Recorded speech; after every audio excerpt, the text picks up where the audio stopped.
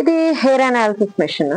మనకి స్కాల్ప్ పైన పెట్టినప్పుడు అది 10x కేటగిరీలో జూమ్ చేసి మనకి అసలు ఫాలికల్ స్ట్రెంగ్త్ ఎలా ఉంది, మీ హెయిర్ క్వాలిటీ ఎలా ఉంది, తర్వాత కొత్త ఫాలికల్ ఫార్మేషన్ ఎలా ఉంది అనేది మనకి. యూజువల్లీ ఈ మిషన్ ఎప్పుడు వాడతామంటే హెయిర్ ట్రీట్మెంట్ కి వచ్చినప్పుడు బిఫోర్ మేము ఒకసారి దీంతో చూసుకొని పిక్చర్స్ తీసేస్తాము. సో తీసేసి హెయిర్ ట్రీట్మెంట్ స్టార్ట్ చేసిన ఒక 4 months తర్వాత మనకి కొత్త హెయిర్ ఫాలికల్స్ అనేవి క్రియేట్ అవుతాయి. సో అప్పుడు మళ్ళీ దీంతో అనలైజ్ చేసుకొని పిక్చర్స్ తీసుకుంటాం. సో అలా బిఫోర్ ఆఫ్టర్ కంపారిజన్స్ కి ఇది బాగా హెల్ప్ అవుతుంది.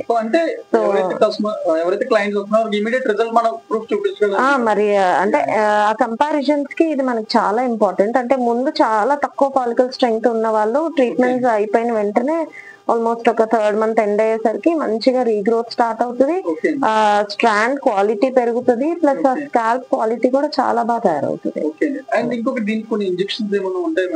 హెయిర్ ట్రీట్మెంట్స్ కి పిఆర్పి ఇంజెక్షన్స్ అని ఉంటాయి, ఏజిఎఫ్స్ అని ఉంటాయి, బయోటిన్ ఇంజెక్షన్స్ అని ఉంటాయి. ఏదైనా పిఆర్పి అనే అంటాము. అందులో కేటగిరీస్ ఉంటాయి, వెరైటీస్ ఆఫ్ ట్యూబ్స్ ఉంటాయి అన్నమాట.